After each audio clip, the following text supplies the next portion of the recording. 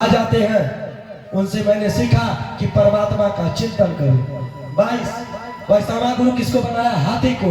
दत्तात्रेय भगवान कहते हैं कि हाथी को मैंने अपना गुरु बनाया। स्पर्श सुख की लालसा से हाथी पुतले की हथनी को हाथी समझ करके जाता है और शिकारी के द्वारा बनाए हुए गड्ढे में गिर जाता है। काम वासना से जाता है, वहां फंस जाता है। इसी तरह से संत को चाहिए कि कभी नारी के रूप पर मोहित होकर के उसके पीछे न भागे, अन्यथा नरक में चला जाएगा। लोहार को गुरु बना करके मैंने सीखा।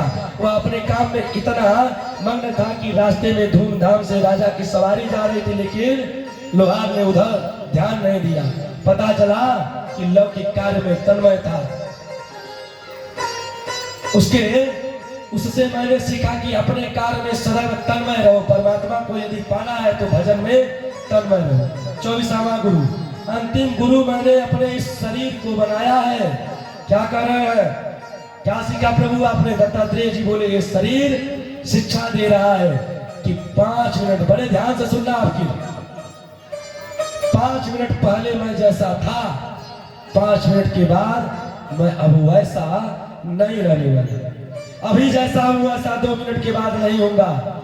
इस तरह से न मैं शरीर नहीं हूं, मैं आत्मा हूं। जब ऐसा नहीं रहने वाला हूं तो मैं हूं कौन? इसलिए मैं शरीर नहीं हूं, मैं आत्मा हूं। शरीर बदलती है, आत्मा नहीं बदलती। दत्तात्रेय भगवान के चरणों में गिर करके प्रणाम किया है। यदु जी महाराज ने सारी कथाओं को, भगवान की सारी लीलाओं को सुना दिया है। श्री सुखदेव स्वामी ने बोलिए द्वारिका नाथ की जय हो। सुखदेव जी कहते हैं राजन, कलयुग आ रहा है, कलयुग में बड़े दुर्गुण होंगे, कोई सत्य नहीं बोलेगा। राजा ने पूछा कलयुग में कोई कुल दुर्गुण है कि कोई सद्गुण भी है? कह दिया है कलयुग केवल नाम धारा, सुमिर सुमिर नर उतर पार। कलयुग केवल भगवान की कीर्तन करने से कलयुग में मुक्ति हो जाती है। सुखदेव जी ने चारों प्रकार के प्रलयों को बताया।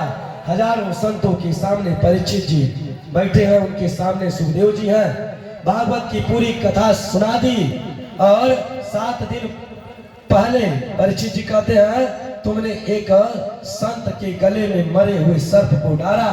संत के तेजस्वी पुत्र ने तुमको श्राप दिया था कि 7वें दिन तुमको तक्षक के डसने से तुम्हारी मृत्यु हो जाएगी।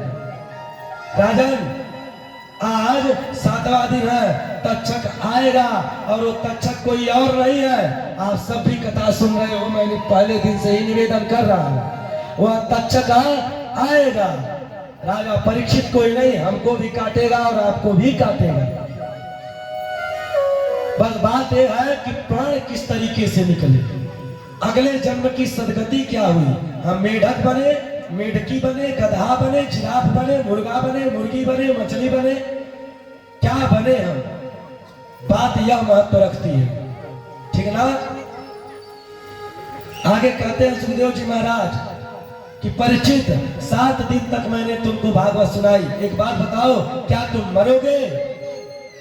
परीक्षित जी ने कहा कि नहीं गुरुदेव, मैं कैसे मर सकता हूं, मैं शरीर नहीं, मैं तो आत्मा हूं।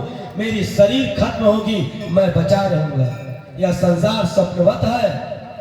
सुंदर राजा परीक्षित ने बताया है और पूरी भागवत कथा को सुना दिया। श्री सुखदेव स्वामी ने कथा संपूर्ण हुई। राजा परीक्षित ने सुंदर गुरुदेव भगवान का पूजन किया। आइए हम सब भी सुखदेव जी महाराज का पूजन करते हैं। सारे तीर्थ धाम आपके चरणों में, चरणों में, हे गुरुदेव प्रणाम आपके चरणों में, चरणों में। सारे तीर्थ धाम